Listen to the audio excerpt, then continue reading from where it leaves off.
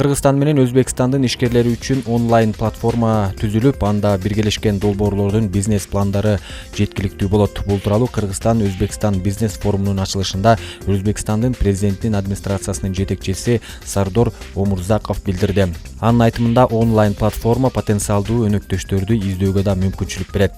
Өзбекстанда болгон өндүрүштөрдү Кыргызстанда да түзө алабыз. Технологиялык, долбоордук жана каржылык боюнча кызматташууга даярбыз.